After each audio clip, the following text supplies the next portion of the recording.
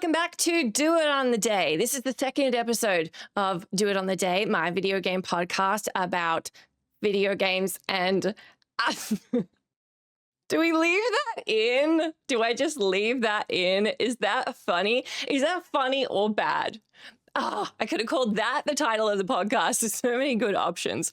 It's a podcast about video games and nonsense, according to the logo, which was going to be a placeholder.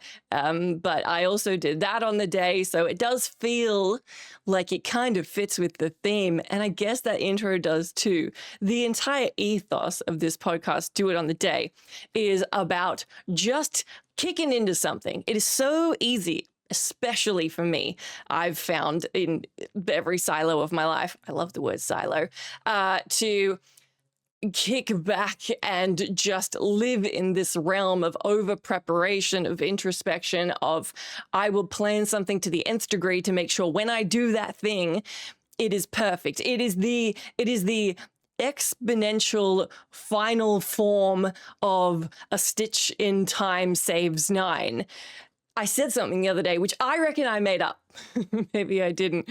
It's a stitch in time saves 9, but only if you actually start sewing. How good is that if I made it up? Maybe I didn't. Anyway, I'm Jess. It's nice to meet you if you don't know me. You probably do, because otherwise I don't know how you found this podcast.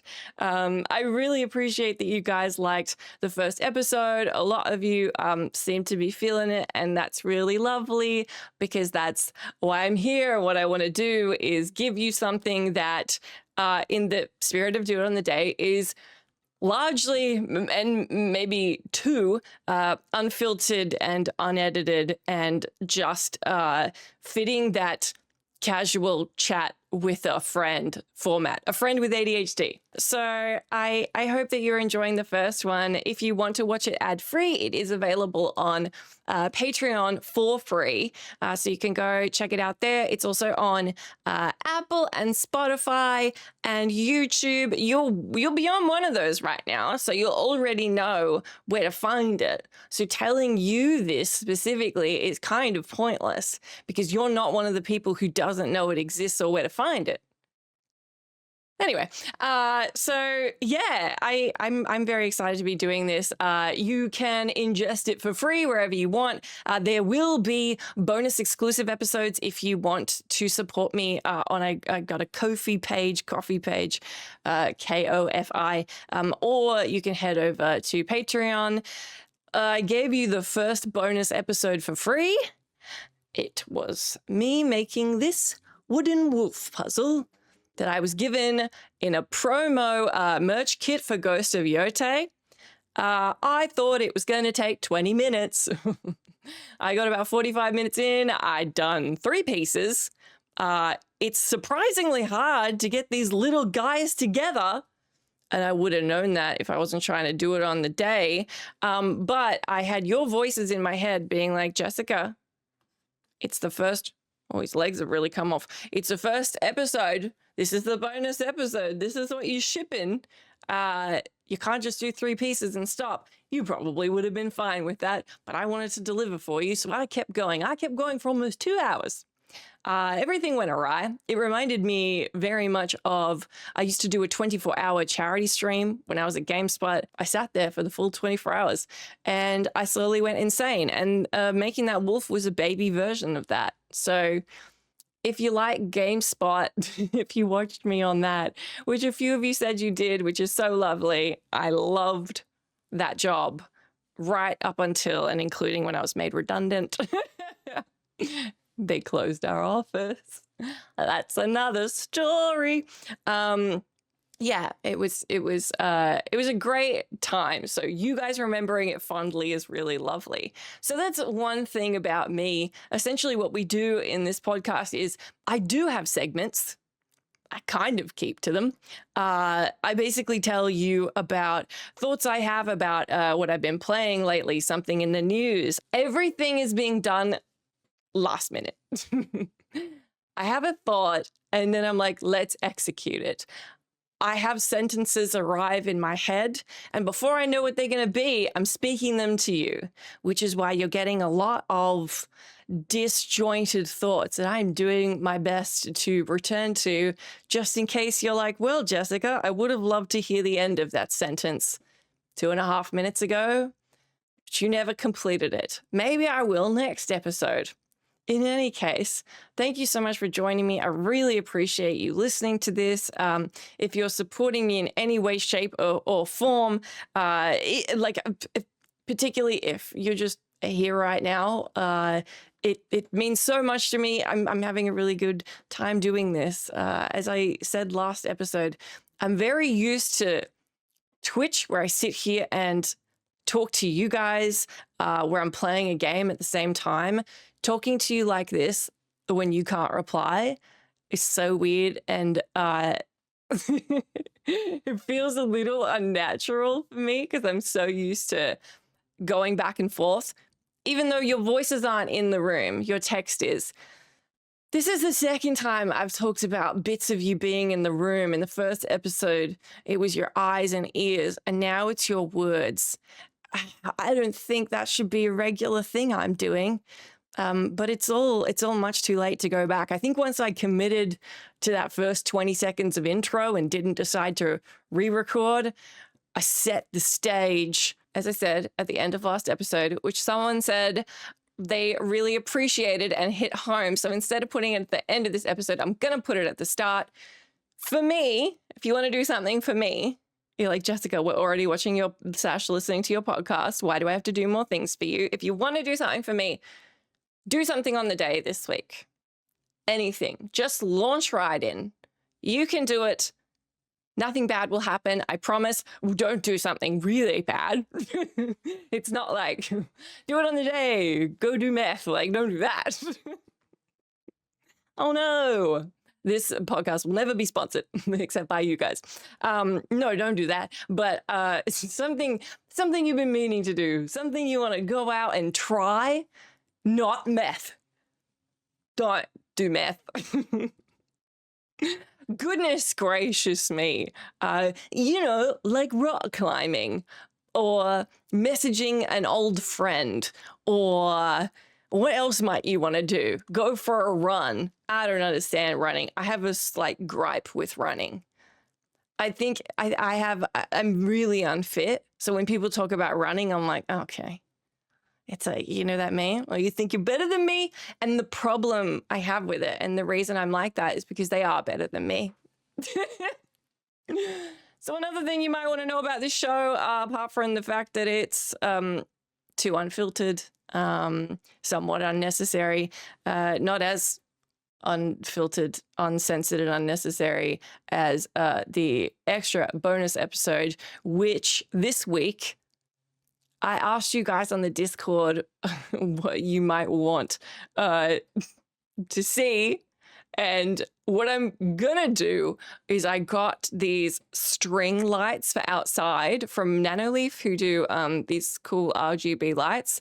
I don't have a ladder, but what I do is I want to do is string them up across the top of my courtyard.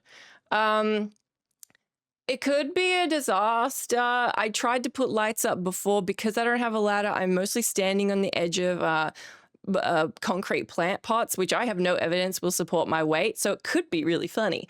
Also, there's a huntsman spider out there. And I have a tenuous alliance with him where if he just stays away while I have to water the garden, that's fine. And I don't get scared. He doesn't get scared. And I leave him alone and don't kill him, like I would be brave enough to kill it anyway. So that might come out while I'm stringing up the lights. So that'll be funny too. Basically, I'm just going to let it roll. I was going to scream at the phone from across the room, but I got a lav mic, a little mic that I can just put on my shirt. So you'll actually be able to hear me, and the neighbors won't be able to hear the stupid shit that comes out of my mouth as I'm doing it.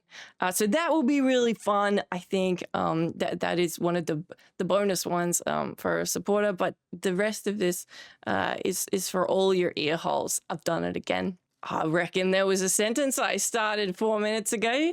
Let me know in the comments what it was. Let me know in the comments at any point if there was a sentence you thought was going somewhere really interesting that I didn't finish, and I will finish it for you in the comments. In any case, should we launch right in? Let's launch right in. This sort of applied as launching right in up until now, but let's launch right into the first segment. That is not the intro. Segment number 1. That's not a good way of starting the segments. It's not any better than it was last time. A lot of this podcast is a work in progress. And I guess with the do it on the day of it all, it may always be just made up as I go. Let me know if that's fun or annoying. Anyway, what we're doing for the first segment is what I've been playing this week, and for the last few weeks, I've been playing a game called The Case of the Golden Idol. I'm going to show you B-roll now. I hope you've been enjoying the B-roll. I asked in the Discord, and you guys said you liked watching the B-roll instead of necessarily staring at my face the entire time saying words to you. So, yeah, I'm going to keep putting it up. So Case of the Golden Idol is an interesting one. I am absolutely loving it. If you've played games like Curse of the Obra Dinn, it's kind of like that. It's a game, and if you are watching this right now, if I don't have B-roll over my face, I apologize. I'm watching gameplay to my right because I need the prompting. Case of the Golden Idol is a point-and-click adventure game. In a way, I suppose you could call it an adventure game or a puzzle game. Essentially, you're thrown into vignettes, slightly moving, but pretty much not vignettes, which makes it similar to Curse of the Obra Dinn. And essentially, you are picking up little bits and pieces of information from highlighted parts on the screen. One of the things I love about this game, it is not a pixel hunting kind of adventure game. The difficulty is not related to finding the items and pieces of information on the screen in each of these vignettes, which all deal with somebody dying.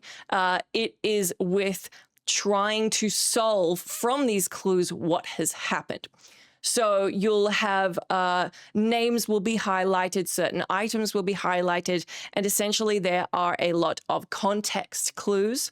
And with those context clues, you're prompted to identify the people in the scene, and usually some supplementary information like, where did this person come from? What was the murder weapon? Who was doing what at what time?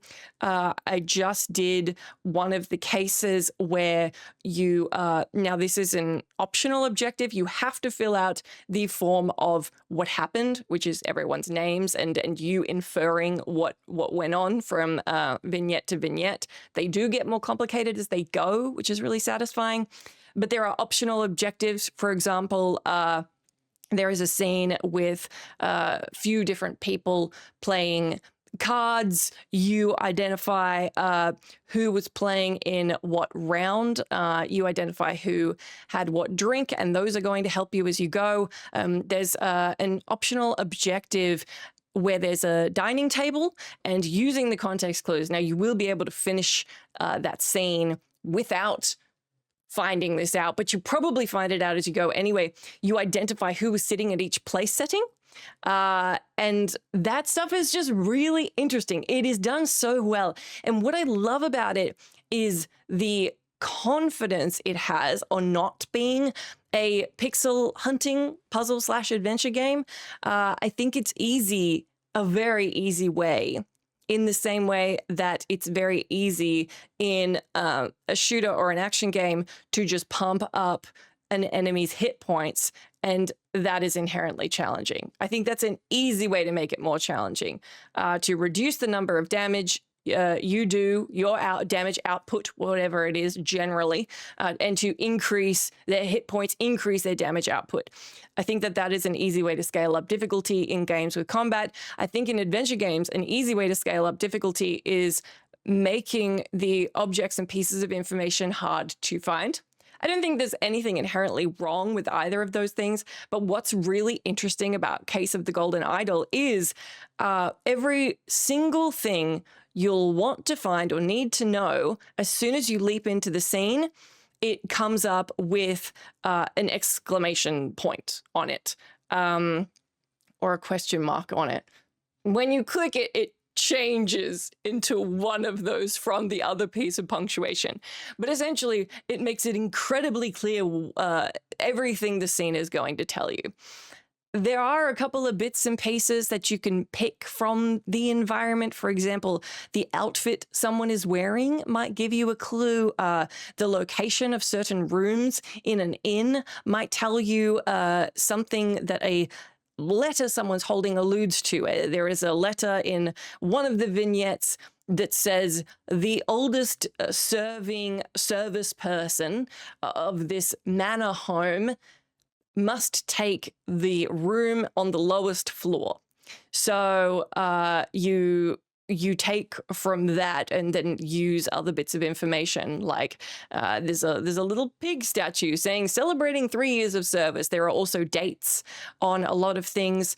So it's taking in all that information and being able to figure out what it is that happened. The difficulty increasing as it goes is quite smooth and effective in my experience. This is an adventure game I'm playing with my dad.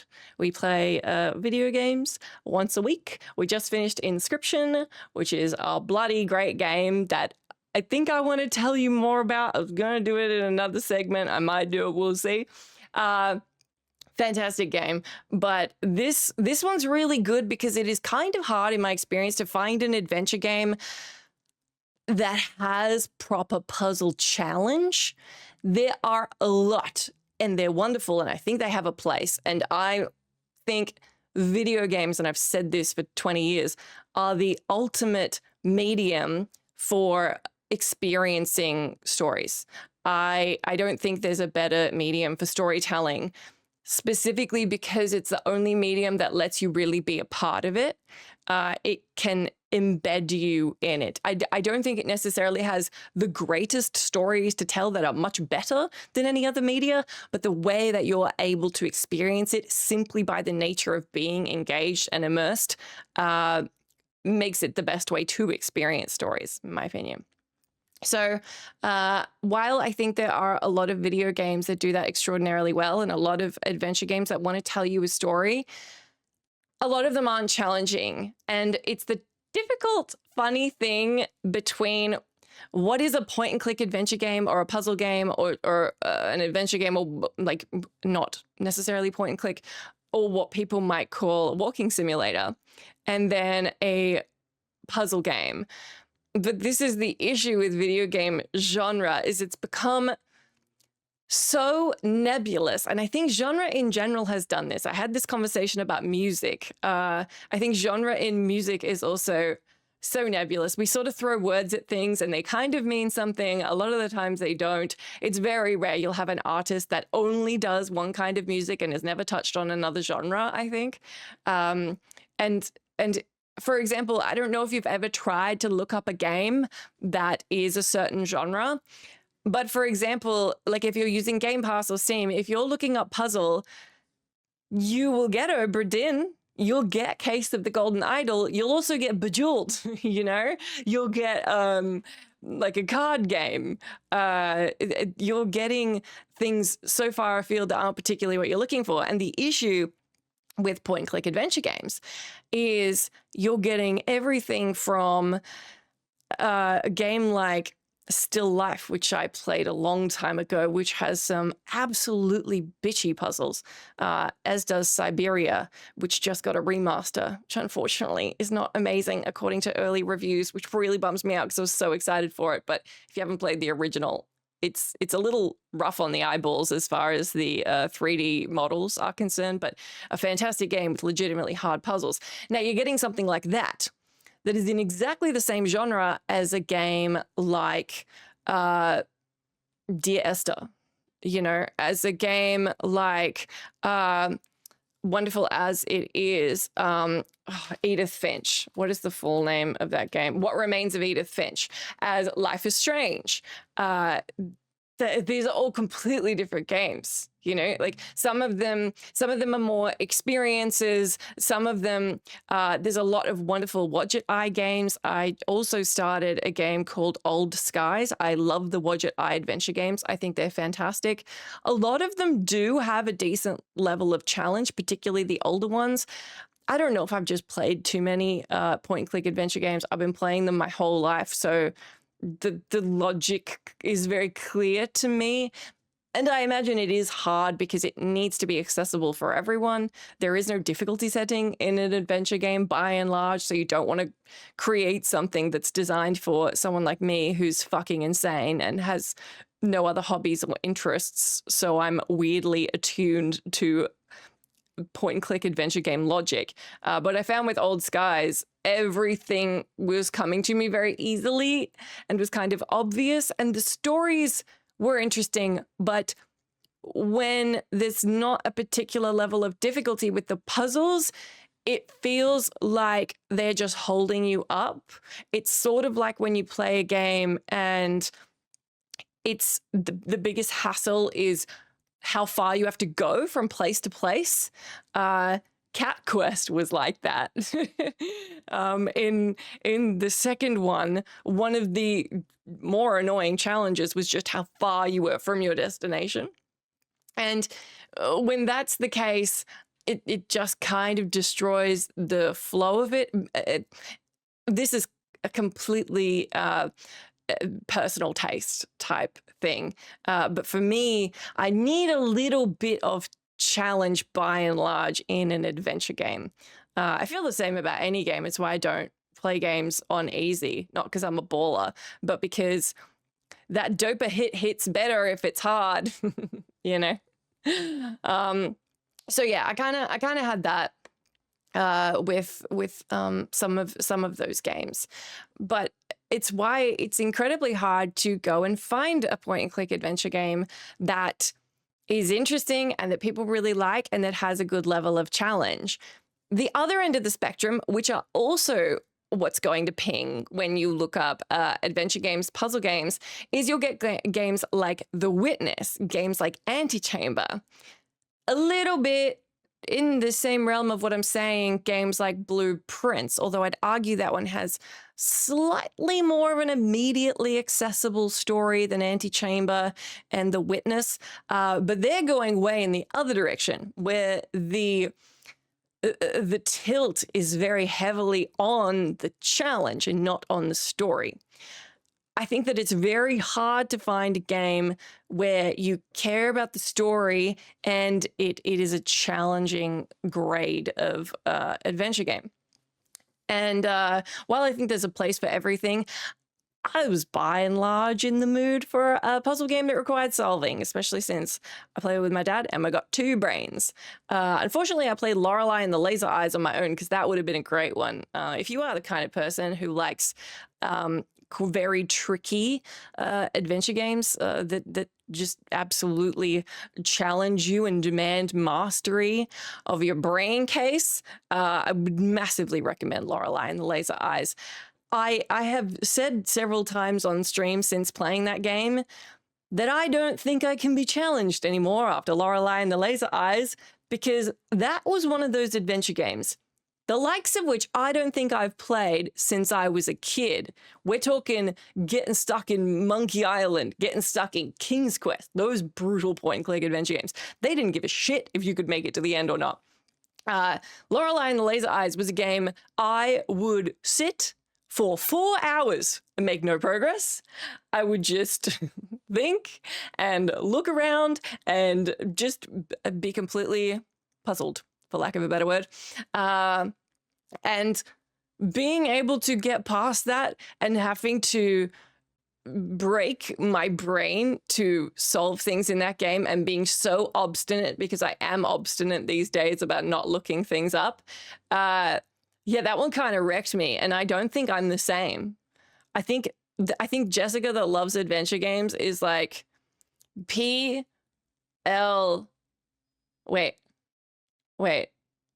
P L A T L E and A P L TAD. Before Lorelei and the Laser Eyes and after. Yeah, you know, pre and post is kind of, I think I said pre and after. You know what I mean? It's two different humans. I'll never be the same. But returning to Gates of the Golden Idol, it's similar to Return of the Obra Dinn. I kept saying Curse of the Obra Dinn. Jessica, you idiot. It's Return of the Obra Dinn. This is what happens. Wait, is it? Yeah. This is what happens when you don't research. This is what happens when you do it on the day. A lot of it's great and it's very authentic, and that's why I do it. But sometimes I says the game's names wrong. I also thought it was Curse of the Golden Idol. So I got Curse on the brain. I don't even know where Curse came from. To be fair, things go really awry with the Golden Idol and the Obra Dinn. So it's kind of a curse. Obra Dinn's very similar in that you are also given vignettes. It's a really cool art style. It's sort of this like low poly black and white sepia kind of looking. God, I want to say it's like even like a graphite pencil type thing. It's like you can kind of see stuff, you kind of can't. It's got shading and stuff. It's really cool and it's really difficult. What you need to do is you'll see certain vignettes of the ship, which you have to find those vignettes as well. And you'll need to solve who each person on the ship is, how they died, if they didn't die, where on the globe they are now. It's incredibly difficult, but incredibly rewarding. This is a way smaller version of that. Essentially, you're thrown in at the beginning. This golden idol is very subtly introduced. And just by inferring things like what someone has in their pocket, what's in a bag nearby, what's on a letter that someone has. Someone's got a family tree. There's the list of when people have been gambling and initials, and it shows who's been winning and who hasn't and who owes what. You pick out clues and you discover what's gone on. It is not overly complicated, and you move from vignette to vignette, and they go along over time following, I'm about 5 in so far, we're not done, but following the same family. And essentially, somebody dies horribly every time, which is really why it seems like a curse of a golden idol.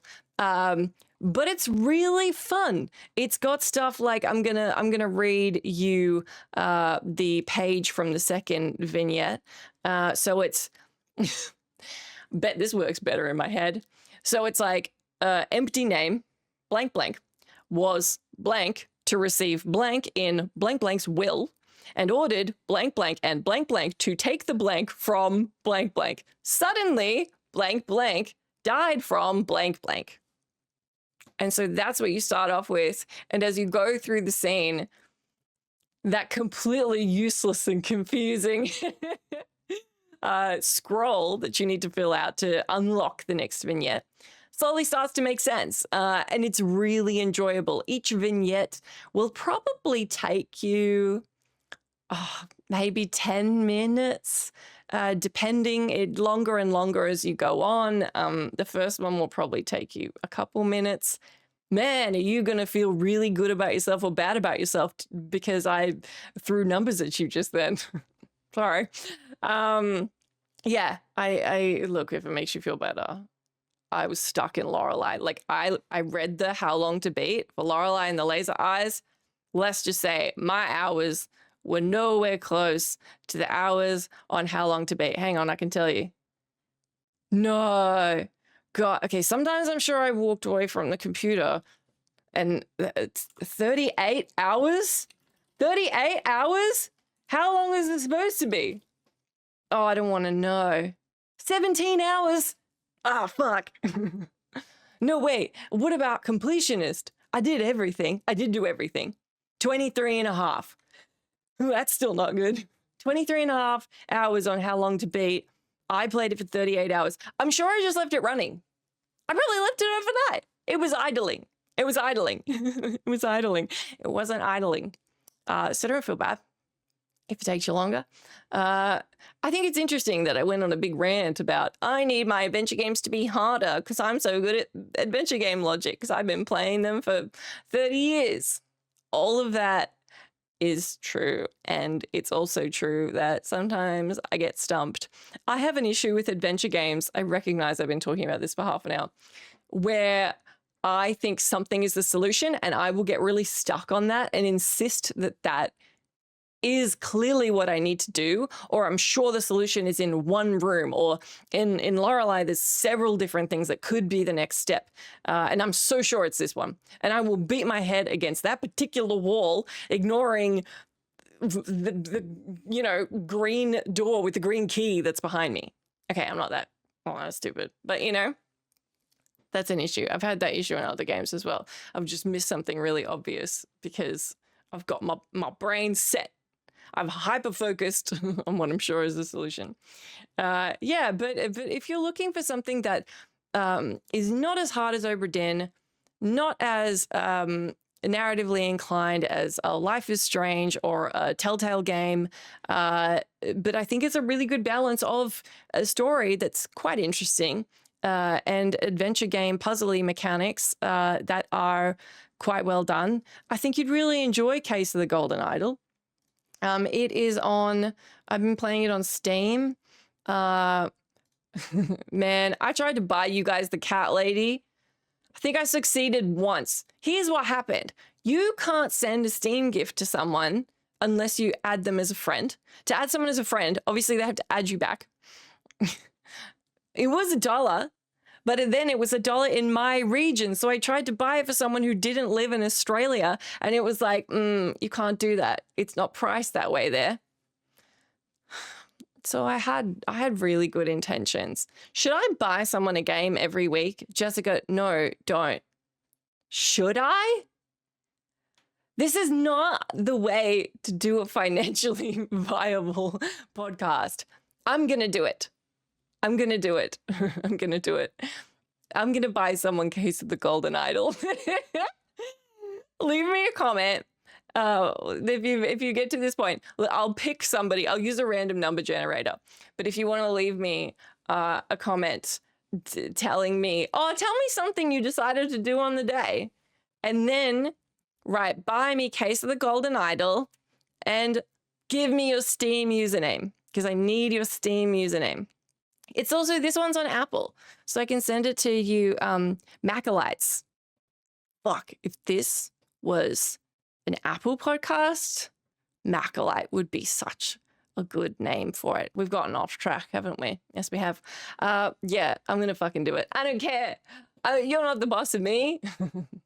If you want to support me and my unnecessarily take my money ways, which is I recognize most people run their podcasts and content the other way around, you can support me on Coffee or Patreon if you would like. If it's within your means, that would be really wonderful, and I will reward you with extra bonus content.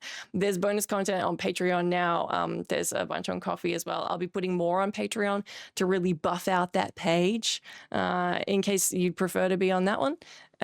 You'll get too much Jessica. You get pictures and videos and a lot of weird shit.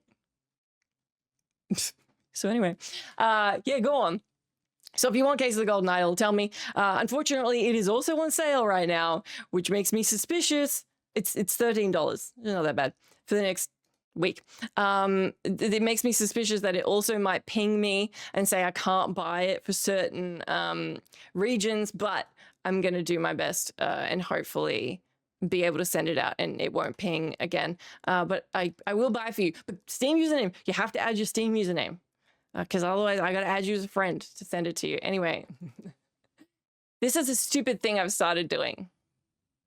That could apply to any of this. Oh, that's a good podcast name too. Crap. If you want to, you can also send me time codes of the things that you thought were funny. And in return, I will send, because I'll make you some reels at some point if you just want to relive some dumb thing I said. Much like on Twitch, we've got a exclamation mark. I wonder if I can pull one up now. Exclamation mark quote where it pulls up. You guys have written so many quotes. You guys have written so many quotes, like 300 and something quotes of stuff I say live that you've recorded. We should do this every week. So I've done an exclamation mark quote. The one that it brought up is quote 298. I was playing Death Stranding 2, which is partially set in Australia. I haven't been to Perth. Perth is in Western Australia. I'm on the East Coast where all the cities are. Then there's like a lot of desert. We got Uluru, big rock in the middle. All of that's pretty interesting and good. And then you go over to WA, which is enormous. It is our biggest state, and there's nothing there. There's probably something there. There's Perth. There's a lot of mining. People be mining there. Anyway, it costs so much money to go to Perth because it's so far away. It costs as much money to go to Perth as it does to go to Japan. So I will probably never go there. But I generated a meme of paying out Perth as I was playing because that's where you begin. You begin over in Western Australia. So the quote is, "We're making it over to good Australia," because we left Perth and we were going east. So if you are a listener from WA, I assume now you were a listener from Western Australia. I'm sorry. Much like in the first episode, if you think there are some not so terrible things about AI and I came out and slagged AI in the first 10 minutes, I'm sorry. It's okay. I'm open to conversations. You tell me something good about Perth if you've been, and I will hear you because this is a dialogue. Right now, it's one way, but when you're watching it, I'm reading all your comments, so it's two-way. Anyway, Case of the Golden Idol is a really good game. I think you might like it. Oh my God, this podcast. What if for the next few segments, we do them tight? Like tight. Yeah, we can do that. That's the end of this segment. Now for the second segment, You Gotta Play is the name of this segment, and You Gotta Play Inscription. That's the end of this segment. No, we can keep going a bit. Inscription is another game I almost talked to you about last week in the same ilk of The Cat Lady. It is nowhere near as horrific. Although if you dig really deep into the themes, there's some grim stuff, but you have to dig super far. Largely because, I was going to say it in the same vein as The Cat Lady, because it is a game that sits in the Halloween horror realm, but isn't jump scary. Isn't going to... There is one bad jump scare at the start of The Cat Lady. Ooh. But I think there's just one the whole game. But there is one. Anyway, by and large, there's no jump scares in Inscription. So Inscription is interesting. It's a card-based roguelite that then moves into different... Genres is the wrong word. The game changes quite significantly. It has, for lack of a better description, acts, and those acts sort of bring you down the garden path of what's happening. They evolve the mechanics in fairly interesting ways. Inscription is also a wonderful example of what game I could put in a category where it should be tight and not tell you too much because you don't want to know too much about Inscription. It's Inscription with a Y. It's quite meta. It's quite interesting. It is from a developer who's known for doing that and for subverting your expectations. And it is the kind of game that I would recommend to people who don't play games. It's very accessible because the main mechanics surround sort of deck building, but that doesn't enter into it in a big way. Instead, it's something that you could easily access if you have any interest in board games.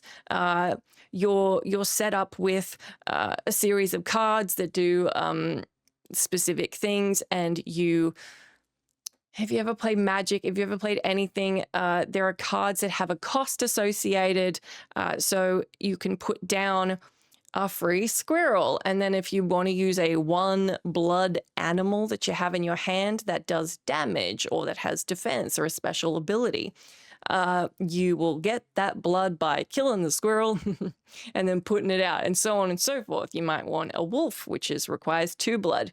You may want the wolf because it does more damage. Essentially, you've got a pendulum. You want to knock them down 5 hit points. They want to knock you down 5 hit points. You begin in the middle. Every time they do damage, you do damage. It's pouring points either way. So you want to not die. But it's got really interesting tidbits. The entire setting and thrust of it is you're in a cabin and your opponent is completely shrouded in darkness. You can only see his eyes. You're given a little bit of flexibility with how you engage with the area. I don't want to tell you any more than that. It's another game that I think is in that realm of really good story, really good puzzle elements. Normally, I don't like rogue-likes, even rogue-lites. It's part of why I've struggled with Hades.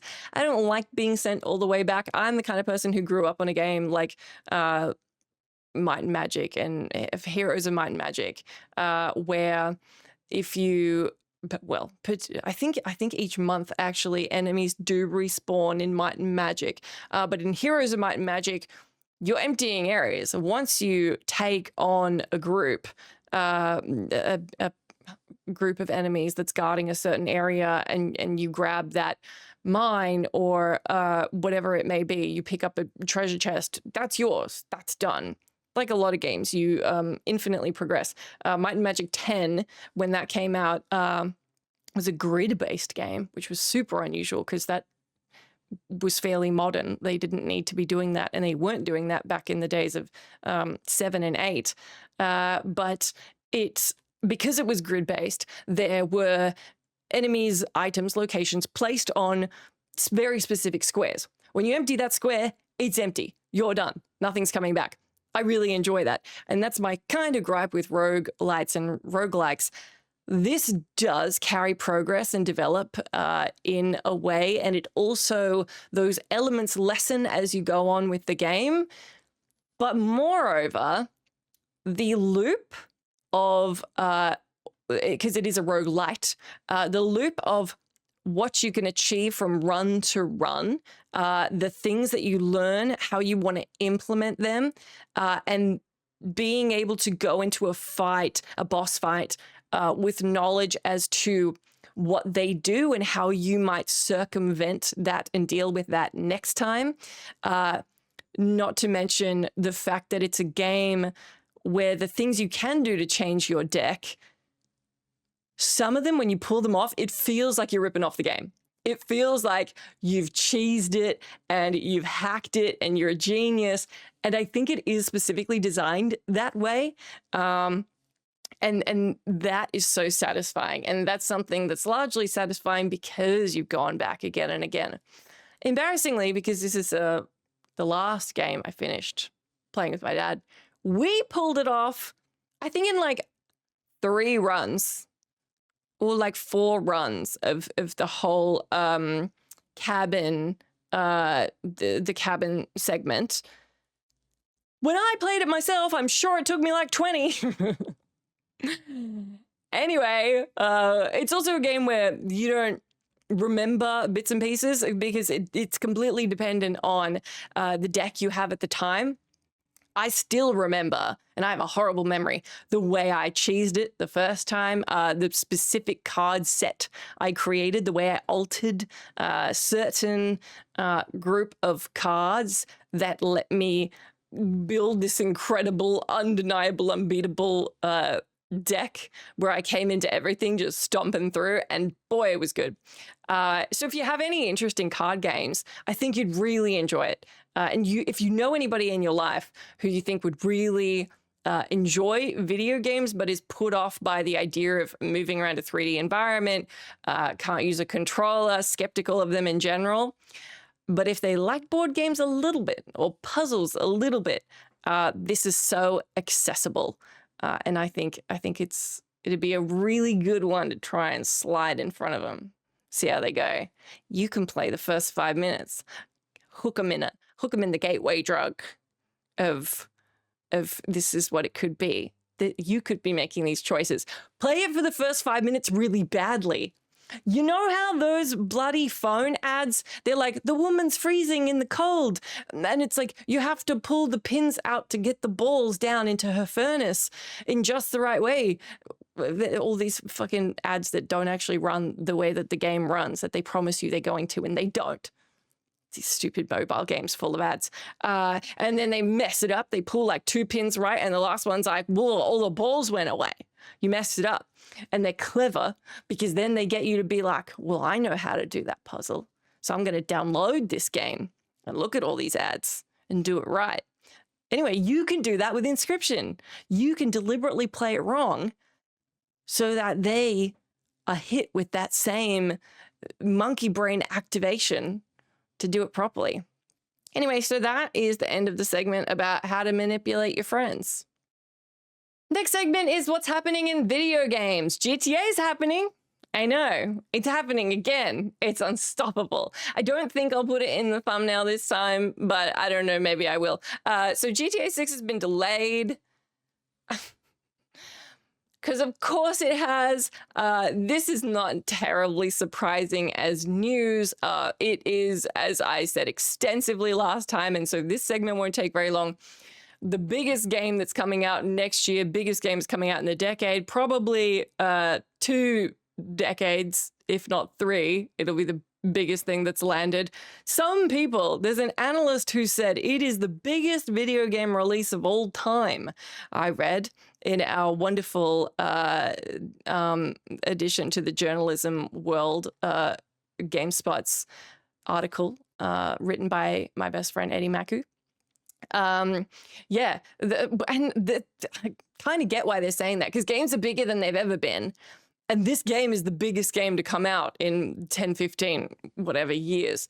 So it kind of makes sense to call it the biggest games coming out. It's also from the same publisher and developer who are responsible for the chillingly financially successful, reliable cash cow that is GTA Online. So following on from that, kind of makes sense. Yeah, they called it the single most important game release in history. And if you're wondering why I'm brighter than I was before, it's because the page in front of me is white. And I am iridescent. Yeah, so that stuff's really interesting. So basically, yes, the game has been pushed back till November 19th of next year. It was going to come out on May 26th. It's a pretty sizable delay. It's not quite 6 months. Perhaps unsurprisingly, if you follow this kind of thing, the stock has plummeted. They revealed this in an earnings report where they really want to reassure shareholders. And they're saying, hey, but look at Strauss-Zelnick, who I mentioned last week. They have gone, look, shareholders, it's way better that we delay and produce a really good product than do what some of our competitors have done and release too early and then get punished for that. But naturally, people freaking out. Stock price goes down. I guess I don't really understand stocks. Going to be honest, there's not going to be a stocks portion of this show. All I know is stock go down, company scared. Stock go up, company happy. So it's also worth noting, and I put this in a little text addendum in the last episode, that I got fucking milkshake ducked last week because I was like, Strauss-Zelnick against AI? Biggest game coming out in ages is not going to have AI, pretty much, almost definitely, we reckon, according to him saying that it's no good for making a good game. Amazing. What a guy. And then, like 2 days later, they've been accused of union busting. They fired like dozens of employees saying that they had illustrated gross misconduct. And then it came out from another side that said they were trying to unionize. And anyway, if you don't know what milkshake duck is, look that meme up because it's pretty funny. And in 2025, you'll probably have use for it in your day-to-day life. Anyway, thanks a lot, Strauss. But yeah, back in the news this week, trying to reassure people that the game coming out late is not a bad thing.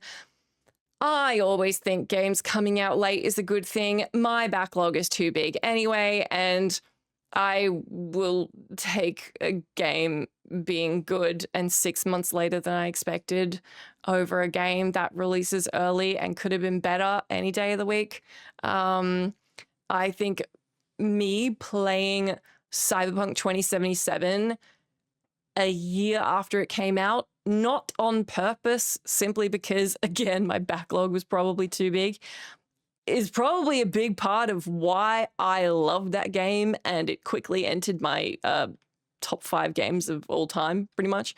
Yeah, I think, and the irony being they kept saying for Cyberpunk, it will be out when it's ready.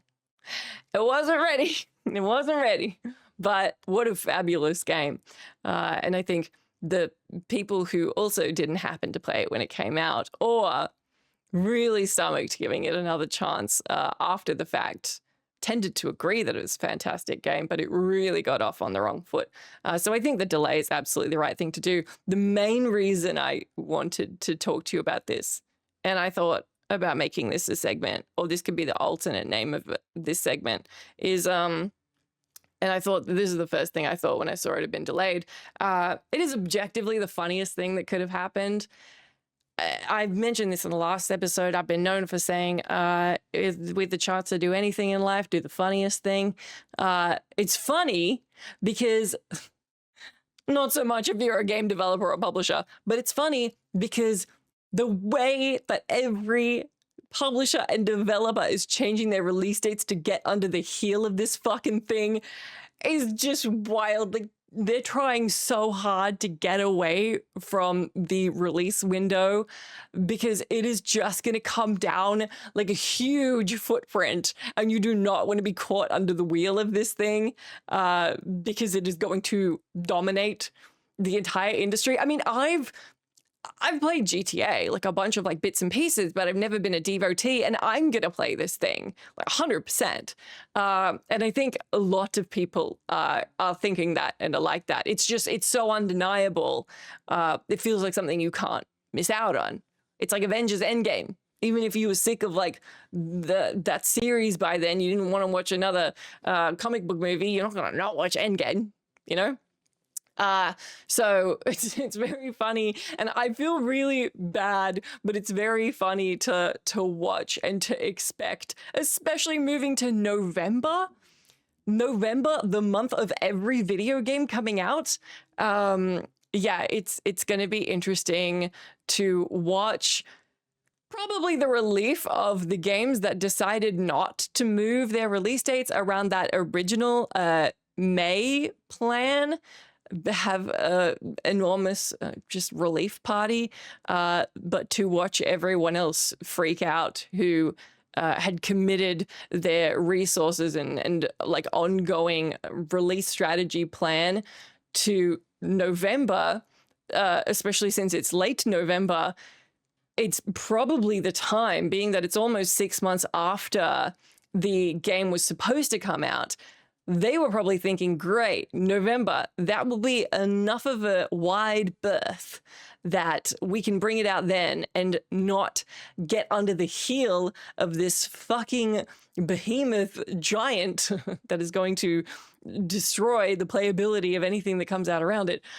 So anything that would be coming out then, hoping that they were not getting stuck under GTA 6 and instead doing the best thing they possibly could for their own release window, is probably freaking out right now. Which again, awful if you make games.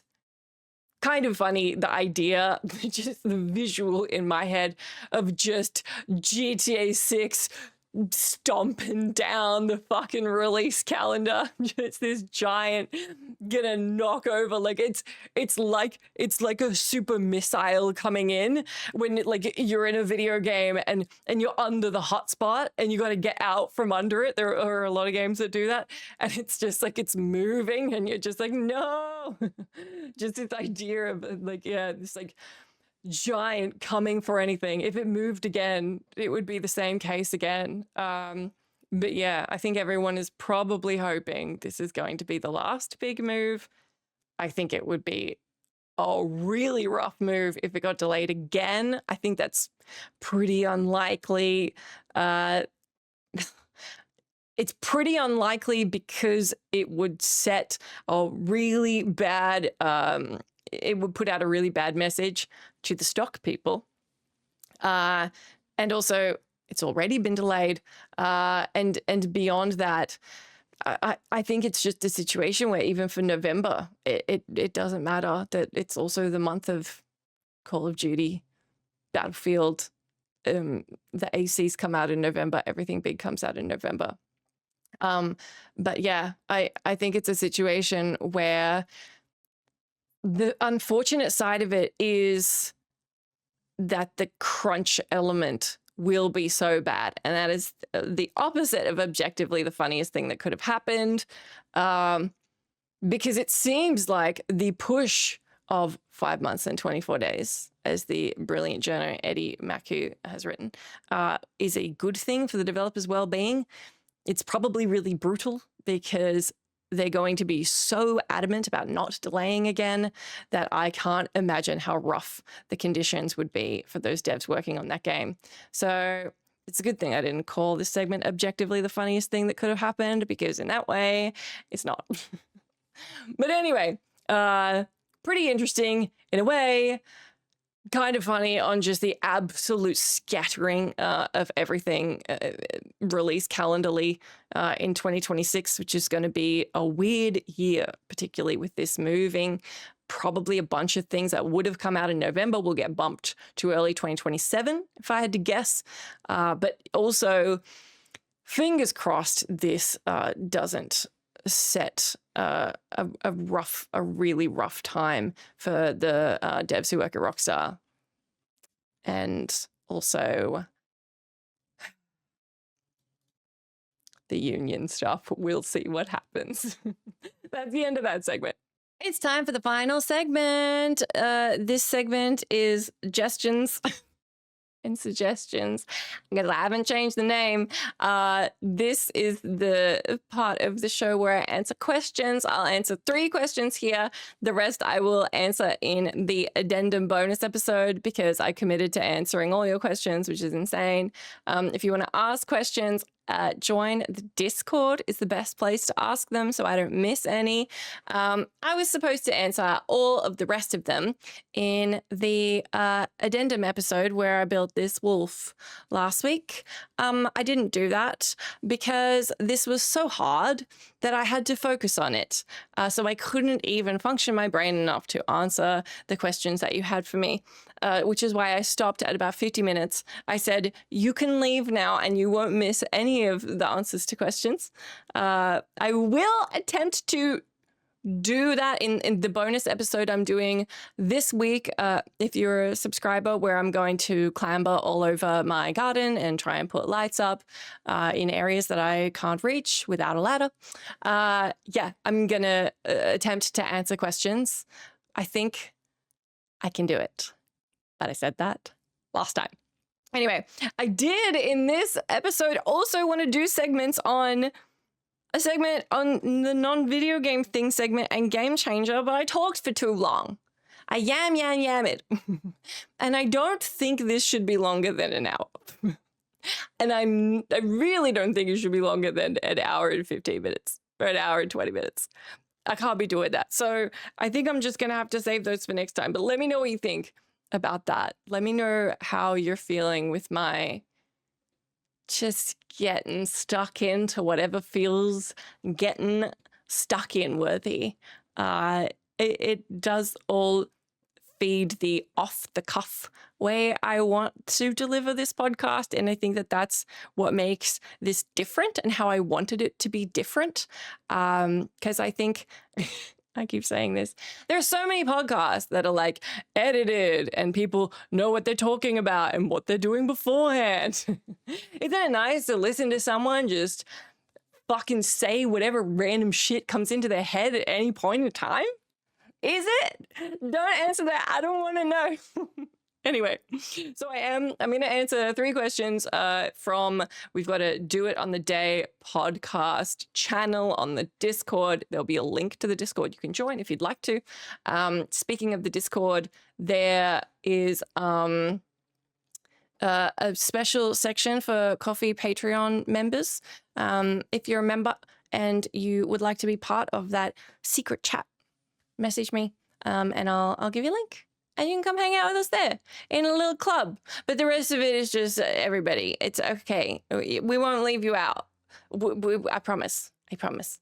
So let me answer 3 of these questions, and I'll answer the rest while I'm struggle busing, putting up lights, which I think I'm going to do later today. And I'm going out for lunch specifically to drink with my best friends. So I might do it tipsy, which seems like a bad idea, but also could be funny, especially if the spider shows up. It's probably good that this is not going out generally and is instead just for a couple people, because I think it's going to be really embarrassing. Anyway, let me answer these questions. So I did answer a few of them in last bonus episode and at the end of the first pod, but I'm starting from the very first question I was asked after those questions. What the fuck?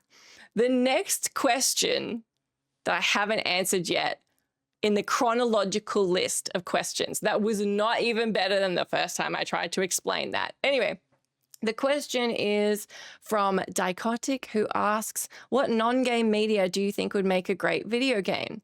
This is a really good question, and I thought about it for a bit because it's such a tricky one. It's hard to think about what that would look like. And you got to think about like genre and mechanics and stuff. I think sci-fi is a really easy answer. I just finished watching Firefly. I think there is stuff like that. Andor's a bit like that too, where, except for the bits of Andor where they just talk for a really, really long time, although that happens in video games as well. I think there's stuff where it feels like you're watching a video game.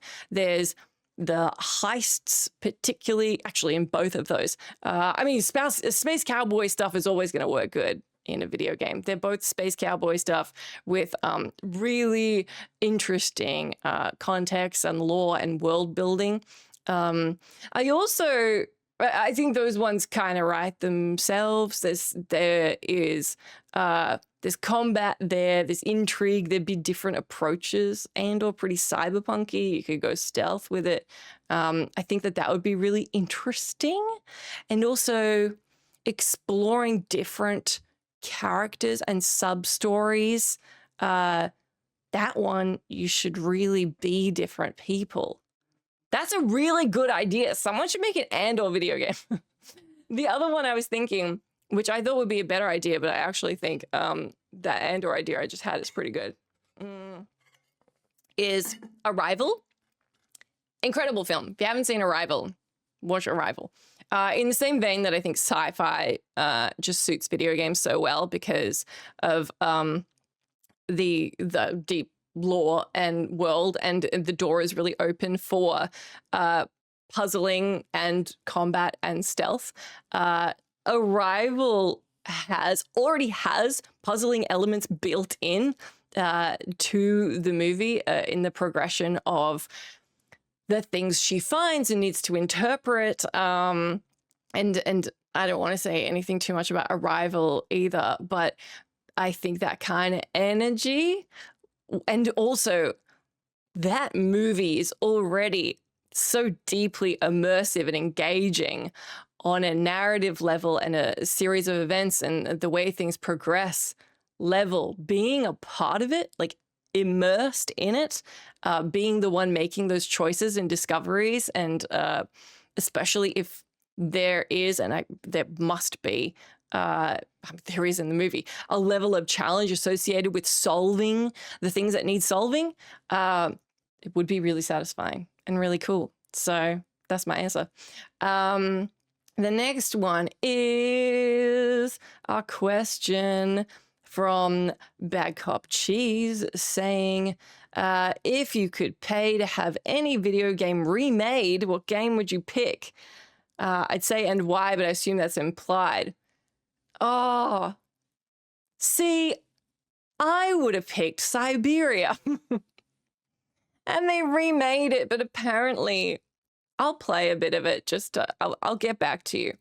Siberia is an old adventure game that came in this European point-and-click adventure game renaissance that happened around the early 2000s.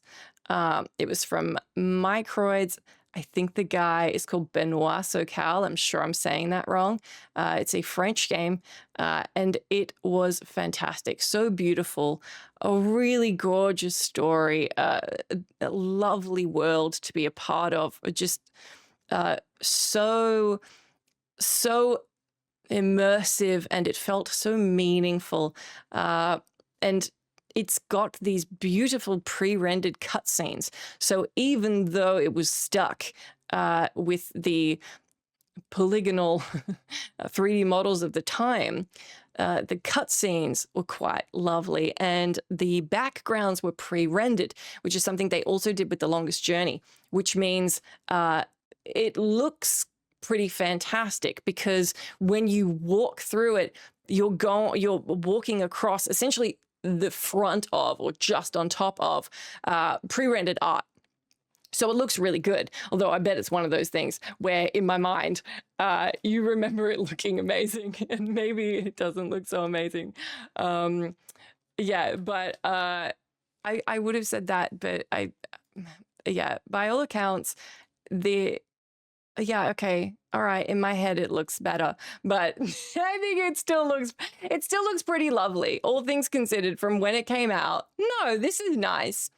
It's like a lower texture. In my head, it looks perfect. Like in my head, the Lilo and Stitch live action movie looked exactly the same as the cartoon. I was like, that's exactly what it looks like. Then I went back and watched the animated. It does not look the same.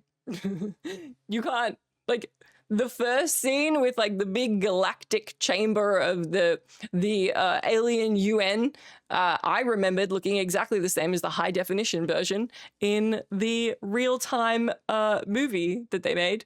No, it's just like, you can't really see anything. It's like just a couple like bits and pieces. A lot of it's faded into the background, but your head generates stuff from nostalgia.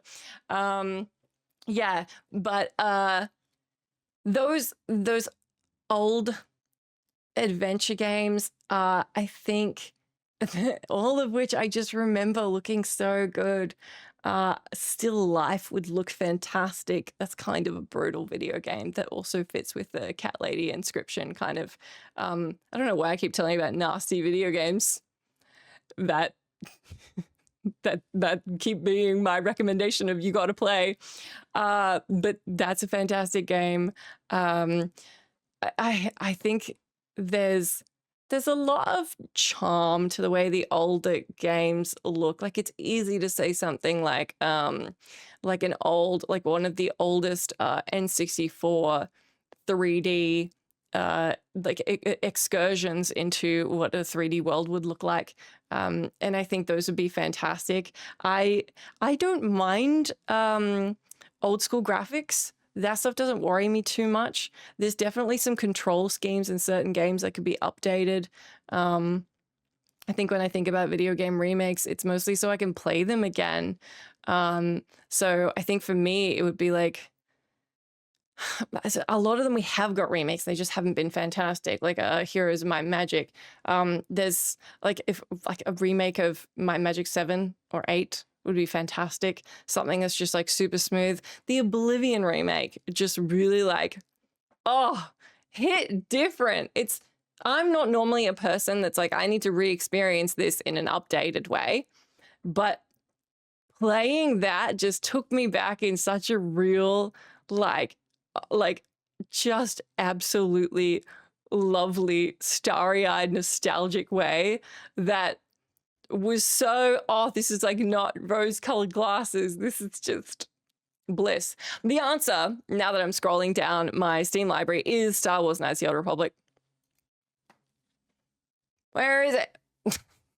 Star Wars Knights of the Old Republic is the main game that I desperately, and I did play it on stream and I loved it, but it's the main game that I want to go back and play, and it just runs so badly. There's good mods for it. We had a widescreen mod we were using. I think another mod that injects some of the intended content that didn't make it. Knights of the Old Republic and Knights of the Old Republic 2, particularly. But yeah, it's very dated, and it's probably, God, I say this a lot, it's always been my favorite role-playing game of all time. And yet it's hard for me to recommend because it's one of those games that you just can't sell people on the jankiness of the way it plays unless you remembered and enjoyed. You get into combat, you jam flurry. That's what I did. Every time I get into combat, I just be like, because you can queue actions kind of like The Sims. Flurry, flurry, flurry, flurry, flurry. That's the attack I want to do. That's where they go, because I'd always go dual vibro blade, dual lightsaber, whatever I had on hand. It would look fantastic. It'd be so good. It was supposed to happen and it hasn't happened, but it's not cancelled. So yeah, it was confirmed not cancelled in March of this year. So I'm putting it on my list of, if I could pay to have it remade, if I could throw money at that, if I could throw buying you guys a game, a podcast money at that, $12. So if $12 would get it done, I would do it. And if I had $12 million, it'd be done tomorrow. So, well, not tomorrow, because that would require crunch, and I don't support crunch. Anyway, last question, and then I'll answer the rest of them while I'm fucking with my nano lights, if you want to join me for that. Otherwise, you can join me at the next episode that will come out next Sunday. And thank you so much for listening to this. If you want to experience these episodes ad-free, you can do so on Patreon for free. You just sign up as a member. You just enter my page as a member, but it will just rock up for free. And if you want the bonus stuff and the extra content and just more Jessica for your eyeballs and ear holes, you can subscribe, or you can just support me at any level. You could throw me a couple bucks if you want to on those platforms, or you can just hang out on YouTube, on my other videos, on Twitch, and just spend time with me. And that's support too, and I appreciate it. But let me do the last one. So the last question is, oh, this is a hard one.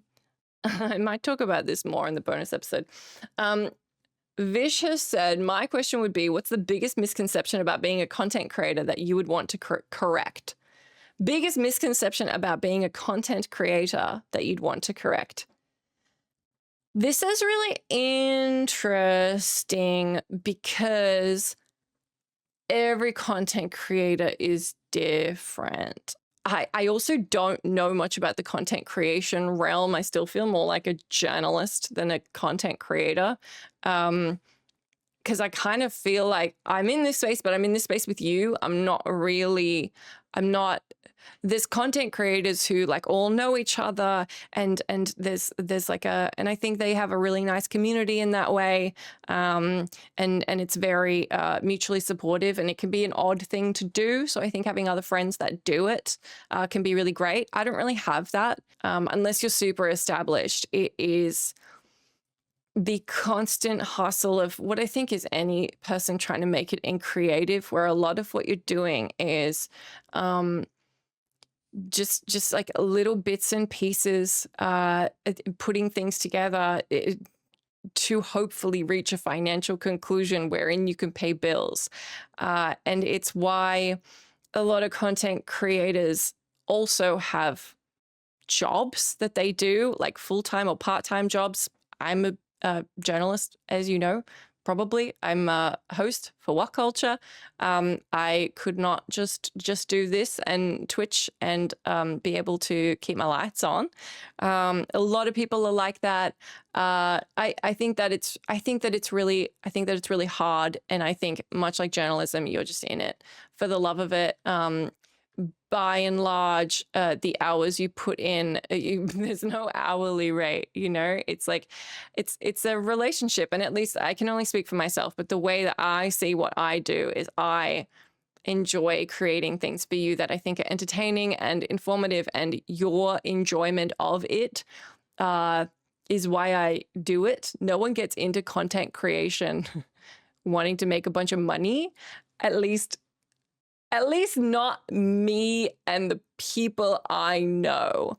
I think it's probably like acting. When you get big, you're making tons, and that's who people see, you know? It's like, why did I want to say Elle Fanning? She's the first actress that came to mind. When you turn into like Elle Fanning or Nicole Kidman, you're making bank, and that's who people see, being like, oh, content creators. They're getting like millions of views and all this money and sponsorships. And that is the case for some of them. For the vast majority, it is a hustle, streaming games, creating content, chasing down leads, hoping stuff comes in for many hours of the week, and hoping that that turns into income. And I'm very aware of and really want to emphasize, I am not saying it's harder than a full-time job at all, or harder than being in any other industry. The misconception is simply that I want to highlight is this idea that some content creators, like, their work consists of sitting down, and it is the time that they're live, or it is the time that I'm recording this podcast, and that's the job. So it's like a, 10-hour a week job, 15, maybe 20, and there is just constantly all these little bits and pieces happening outside of that. Like you may well have in your job. My best friends are corpos. It's a little bit different, but it is the same thing about living in just this everyone is available via tech all the time society, where you just have to pick up a call. My brother's a lawyer. You get called on a Sunday, you pick up the call. One of my best friends, general manager, the other one is like higher up in marketing. I think everyone's jobs are turning into something that they do almost all the time, unless they very intentionally cut it off. If you do have a job, and there are jobs that exist where you get to clock in, you do it, you leave. Practical jobs. If you're like a bricklayer or a plumber, perhaps there is outside work hours things in those jobs, but the idea of you rock up, you do your thing, and then you clock out. And I think the misconception I'm just highlighting is being a content creator is there's no clock out ever. It's because of the nature of the beast and needing to keep building, especially if you are in the 99% of Twitch streamers who are getting like a dozen, couple dozen, sometimes just a few people watching. That was me when I started, and I had GameSpot as a backing, and I was struggling to get like 20, like 30 people watching would be a really good day. And it was a 2-year hustle before I made partner. You don't make partner until you have 70 people watching. Yeah, and it's something that can go off so much and seem so easy. And I would think when you get that big, when you're able to make a lot of money based on less content, I think it probably is easier just because you can do less. But for the vast majority, if you want to actually make a living off it, you probably have another job, or you're spending just a shit ton of time hustling, trying to find the next thing, do the next thing. For me, it's the reality of needing to make money, which is why I'm doing silly bonus episodes for you and seeing if you want to subscribe for that. But and this is why I'm very poor at my job. And I just try and give you free things because the financial aspect is not the priority for me. The priority for me is giving you something that's entertaining and informative and meaningful for you and enjoyable for you to consume. So yeah, it's an interesting one. You know what I would love, and I'm going to wrap up because I've been talking for 90 minutes. I would love to know what the biggest misconception about your jobs are. Maybe leave me a comment. I think that's so interesting because it's definitely not a thing that's like just a part of my job. There's, you know, my brother has a schedule that's, yes, there's always things that I can do and build on, but you know, my brother, my best friends have insane jobs that are so incredibly demanding. And I think that's probably most people's jobs, but I'd love to know what the misconceptions are of your jobs. Is that a fun question at the end? I hope so. If you got all the way through this, thank you very much. I hope you enjoyed it. There will be a bonus episode going up if you're a Coffee or a Patreon subscriber. If you're at the end of this episode, but if you happen to watch ads on it on YouTube and don't have YouTube Premium, this is not a sponsor for YouTube Premium. Don't get YouTube Premium, or do if you want to. I don't know. I'm not your real dad. You can watch them ad-free on Patreon. So you can head over there and watch them for free, ad-free. And go be a member on Patreon if you want, because I'd like to build a little club there. If you are following me on Coffee, you can go to Patreon as well and just be a member for free. You do not need to pay in both places if you're paying somewhere, but you can be in both places for free if you want to do that as well. Yeah, so I appreciate you. The bonus episode will be going up soon. And yeah. You've been great. This has been chaos as always. Those segments I talked about doing, I will do next time, probably. Take care of yourselves. I am putting this up on Sunday, so I will have a stream tonight and tomorrow night, as always, at 7 p.m. Australian Eastern Standard Time. I think it's that right now, whatever Sydney's at the moment. It's 30 degrees today. I hope you enjoyed watching me get progressively shinier because it's so hot.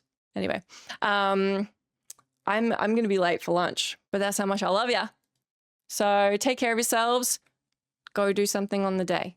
Okay? You can do it. I believe in you. You've got this.